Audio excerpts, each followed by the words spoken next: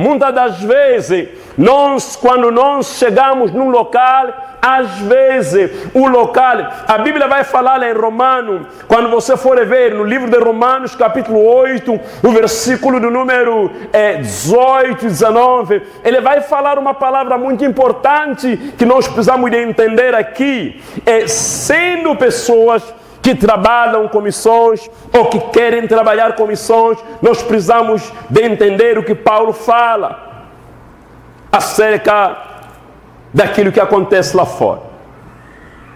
Romanos capítulo 8, versículo número 18, ele vai falar aqui no versículo 18, porque para mim tenho por certo que as aflições deste tempo presente não são para comparar com a glória que em nós há de ser revelada. Isso é muito perfeito e muito real, o que Paulo está falando. Mas veja o versículo 19, ele vai falar porque a criação ficou sujeita à vaidade, não por sua vontade, mas por causa de quem o sujeitou. Quem o sujeitou? É o diabo.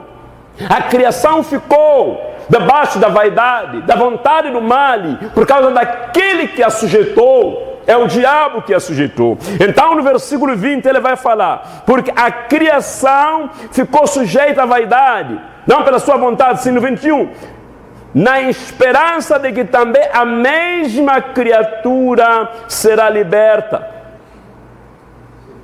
Aleluia. Versículo 19 vai falar o seguinte, porque a ardente expectação da criatura espera a manifestação dos filhos de Deus.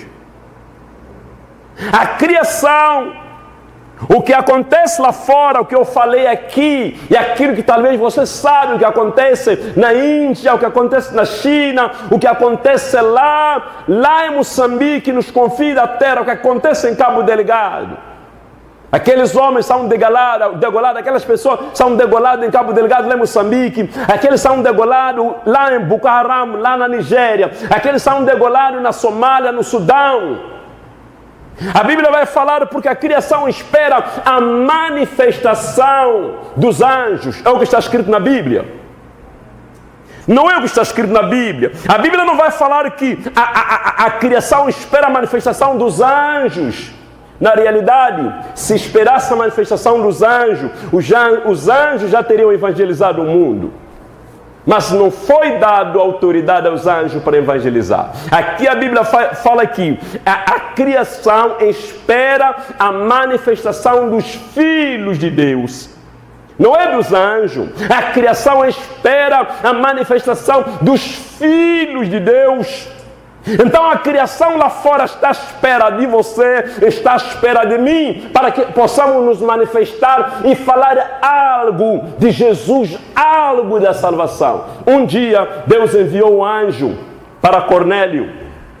O anjo chega a Cornélio, olha, naquele dia quando o anjo chega a Cornélio, o anjo deveria ter falado a Cornélio, Cornélio, tem um Jesus que morreu na cruz, tem um Jesus que ressuscitou, tem um Jesus que ele cura, ele salva, ele batiza. O anjo teria falado tudo aquilo, aquele anjo a Cornélio. Mas o anjo chega a Cornélio e fala a Cornélio, as suas esmolas chegaram ao céu, a sua oração chegou no céu. Agora envia a pessoa a Jope para chamar a Pedro. Ele vai te falar o que deve fazer. Cornélio esperou 4 dias para ouvir de Jesus. O anjo estava com Cornélio, o anjo não poderia falar. O anjo sabia o que Pedro ia falar, mas a autoridade para falar, Deus havia designado aos homens, Deus tem designado aos homens para transmitir essa palavra. Aleluia! Então, você não está vivo, não é por acaso. Você está vivo, é com propósito. A propósito que você está vivo, a pandemia não te levou, porque você é cooperador de Deus. Você terá que falar da palavra de Deus. Nós fomos chamados para realizar as obras de Deus. Até alguns dizem, não, é porque eu ainda quero comprar a casa, eu ainda quero casar. Isso talvez é parte dos seus planos, não do propósito. O propósito está em cima daquilo que você pensa. O propósito da sua vida aqui na terra está muito mais em cima daquilo que você pensa. Então nós, para vivermos bem, nós precisamos de entrar no propósito. Nós precisamos de entrar no propósito. E quando nós entramos no propósito, eu te digo de que no dia que você der o último respiro aqui na terra, o último sopro da terra, aos últimos segundos da sua vida, você vai descansar em paz. Você vai descansar em paz. Que alegria quando alguém vai descansar e sabe que eu fiz o trabalho do dia. Eu fiz o trabalho, aquilo que eu deveria fazer. Eu fiz aquilo que deveria fazer. E às vezes o inimigo, o diabo, ele luta para levar o nosso tempo, para levar o nosso dinheiro e levar a nossa energia, a nossa saúde. Essas três coisas, o diabo está atrás dessas três coisas. Primeiro, a nossa saúde, o nosso dinheiro e as oportunidades. O diabo está atrás disso aí para levar.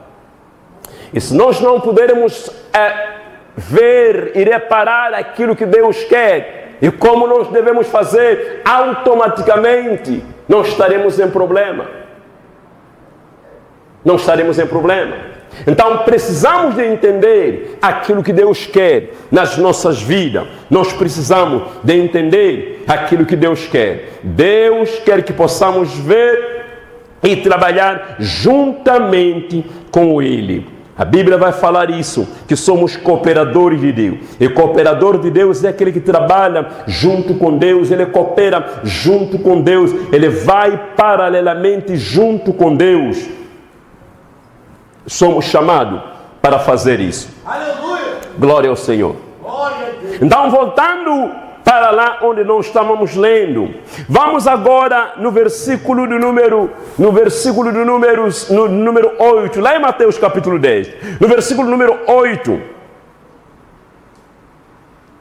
Na realidade, começando do número 6. Número 6 vai falar o seguinte: ide antes as ovelhas perdidas da casa de Israel. Naquela altura, eles não eram permitidos irem para as ovelhas ou para os gentios falados naquela altura. Eles não eram permitidos. Havia uma razão, porque Jesus ainda não havia sido glorificado. Jesus ainda estava na terra e o Espírito Santo ainda não tinha sido derramado. Então, somente Jesus focalizava para com os judeus na terra de Israel somente.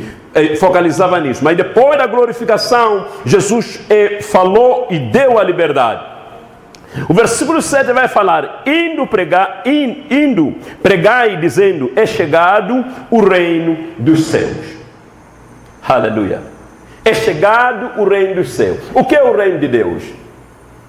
Porque para nós podermos entender a realidade da necessidade missionária, nós precisamos de entender o reino de Deus.